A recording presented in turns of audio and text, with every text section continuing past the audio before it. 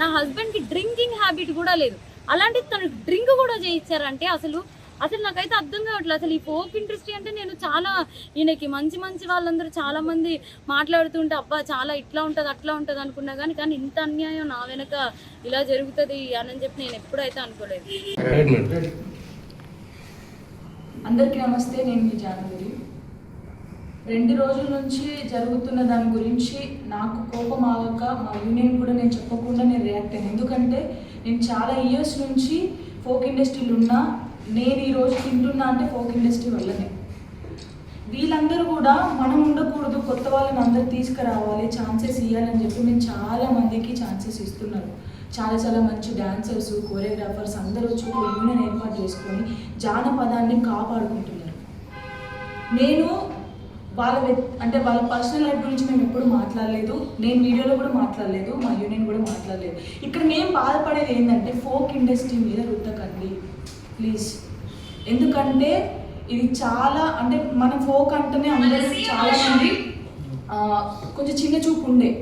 ఇప్పుడు అది సినిమాలలో కూడా మనం ఫోక్ సాంగ్స్ పెట్టుకుంటున్నారు అంటే చాలా హ్యాపీగా ఉంది మా అందరికి. ఒక రెస్పెక్ట్ పెరిగింది మనకి. దాన్ని దీంతో రుద్దొద్దు అని చెప్పేసి అడుగుతున్నా అంతే.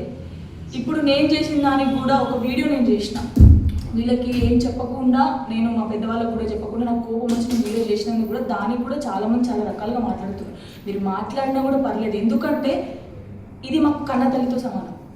మా కన్న తల్లిని ఎవరైనా అంటే మేము ఊరుకోము, మీరు ఏం మాట్లాడుకున్నా పర్లేదు. బట్ ఫోక్ ఇండస్ట్రీని మాత్రం అన్ని విషయాలకి ఏం జరిగినా కూడా ఫోక్ ఇండస్ట్రీలో జరిగింది ఫోక్ ఇండస్ట్రీ మొత్తానికి సంబంధించిందంటే కాదు. ఎవరు పర్సనల్ వాళ్ళకు ఉంటుంది, కానీ ఫోక్ ఇండస్ట్రీ మీద రుద్దకండి. నమస్కారం, నేను ఫోక్ సాంగ్స్ కొరియోగ్రాఫర్ని. నా పేరు శేఖర్ వైరస్. ఒక 8 years నుంచి నేను ఫోక్ సాంగ్ చేస్తున్నా. అంతకుముందు సినిమాలో చేశాను. సినిమా నుంచి నేను ఫోక్ సాంగ్స్ వచ్చిన తర్వాత నా డెవలప్మెంట్ అనేది అప్పుడే స్టార్ట్ అయ్యింది. నాకు తిండి అప్పుడే దొరికింది. ఫోక్లోకి వచ్చిన తర్వాత నాకు తిండి దొరికింది. సినిమాలో చేశాను చాలా సినిమాలో చేశాను, కానీ నాకు ఎప్పుడు అంత తిండి ఈ ఫోక్ వచ్చిన తర్వాతే నాకు తిండి దొరికింది. ఇంకోటి ఏంటంటే నేను వచ్చిన కావచ్చు చాలామంది అమ్మాయిలు, చాలామంది అబ్బాయిలు, కొత్త వాళ్ళు చాలామంది ఫోక్ ఇండస్ట్రీకి వచ్చారు. చాలామంది వచ్చారు, చాలా డెవలప్ అయ్యారు, ఒక మంచి పొజిషన్కి వెళ్ళారు. జాను లిరియాస్ అంటే జాను లిరియాని చూసి చాలామంది అమ్మాయిలు వచ్చారు. ఇప్పుడు మనకు రీసెంట్గా ఒక టూ డేస్ బ్యాక్ ఒక చిన్న ఇన్సిడెంట్ ఒకటి జరిగింది, ఒక వెమ్లాలో జరిగింది. దానివల్ల యాక్చువల్లీ వాళ్ళకి ఫోక్కి సంబంధం లేదు. వాళ్ళు మధ్యలో ఒక వర్క్ చేసుకోవడానికి వచ్చారు, బయట కొంతమంది వర్క్ చేసుకోవడానికి వచ్చారు. వాళ్ళు చేసి వెళ్ళిపోతారు. దాన్ని తీసుకొచ్చి ఫోక్ ఇండస్ట్రీ మీద రుద్దడం 100% కరెక్ట్ కాదు. ఎందుకంటే నేను చూసాను, నాకు చాలామంది మెసేజ్ పెడుతుంటారు ఇన్స్టాగ్రామ్లో, సార్ మా పాపకి అవకాశం ఇవ్వండి, మా బిడ్డకి అవకాశం ఇవ్వండి. చాలామంది మంచి టాలెంటర్లు మన తెలంగాణలో ఉన్నారు. ఇప్పుడు మీరంతా తీసుకొచ్చి ఫోక్ ఇండస్ట్రీ చెడ్డది, ఫోక్ ఇండస్ట్రీ ఇలాంటివి జరుగుతుంటాయి, ఫోక్ ఇండస్ట్రీలో కమిట్మెంట్ జరుగుతుంటాయి, ఫోక్ ఇండస్ట్రీ మీద ఇలాంటి అన్ని చేస్తున్నారు కదా. దీనివల్ల కొత్తగా వచ్చి చాలామంది టాలెంటర్స్ ఉంటారు. మీ పిల్లలు ఉంటారు, మంచి డాన్స్ చేసే అమ్మాయిలు చాలామంది ఉంటారు, మంచి సాంగ్స్ పాడే అమ్మాయిలు చాలామంది ఉంటారు. వాళ్ళందరూ బయటకు రాకుండా అయిపోతారు కదా. మన తెలంగాణ ఇక్కడికేనా?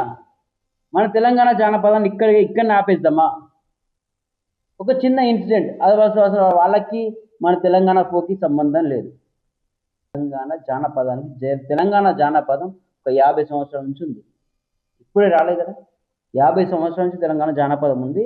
అందులో ఎంతోమంది టాలెంటర్స్, ఎంతోమంది వాళ్ళు ఇంప్రూవ్మెంట్ చేసుకుని ఎక్కడికి ఒక పొజిషన్కి వెళ్ళారు. మన తెలంగాణ జానపదాన్ని ఇప్పుడు ఒక సినిమా లెవెల్లో ఒక పేరు వస్తుంది. దాన్ని మనమే తొక్కేసుకుందామా? బయట వాళ్ళు ఎన్నో మాట్లాడతారు, బయట వాళ్ళు. మన ఇంట్లో మన తెలంగాణ వాళ్ళకి ఏమైంది? వాళ్ళు కూడా ట్రోల్ చేస్తున్నారు. కింద 1% కామన్ సెన్స్ లేదా? ఎంతమంది మీ ఇంట్లో మీ చెల్లె ఉంటుంది, మీ అన్న ఉంటాడు, మీ అన్న మంచి డాన్సర్, అవకాశం ఇస్తాం కదా.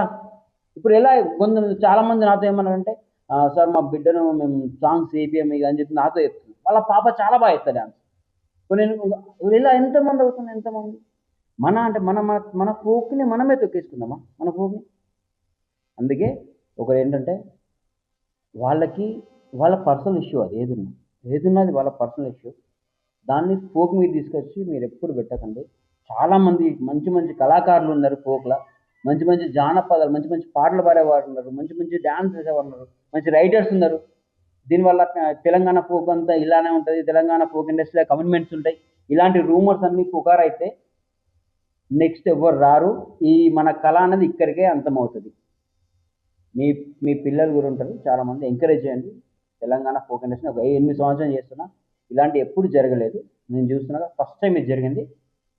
దీన్ని ఎక్కువ ఇష్యూ ఏం చేయకుండా ఫోక్ ఇండస్ట్రీ మీద తీసుకురాకుండా అదొకటే. ఈశ్వర్ సాయి బాసింగ బలాల సాంగ్ నేనే చేశాను కొరియోగ్రాఫర్. ఈశ్వర్ సాయి వాళ్ళ మిస్సెస్ ఒక చిన్న ఇంటర్వ్యూలో ఫోక్ గురించి ఒక మాట మాట్లాడింది. ఫోక్ ఇండస్ట్రీ అంటే నేను చాలా గొప్పగా అనుకున్నా, మా ఈశ్వర చెప్తే గొప్పగా అనుకున్నా, నేను అనుకున్నాగా కానీ అక్కడికి వెళ్ళిన తర్వాత చూసి అర్థమవుతుంది అని చెప్పాను. గుర్తుపెట్టుకున్నమ్మా, ఈశ్వర్కి మాధురికి జరిగిన వాళ్ళ పర్సనల్, అది ఫోక్కి సంబంధం లేదు. దానివల్ల ఫోక్ ఇండస్ట్రీని నువ్వు తక్కువ మాట్లాడద్దు. నువ్వు కూడా కంపల్సరీ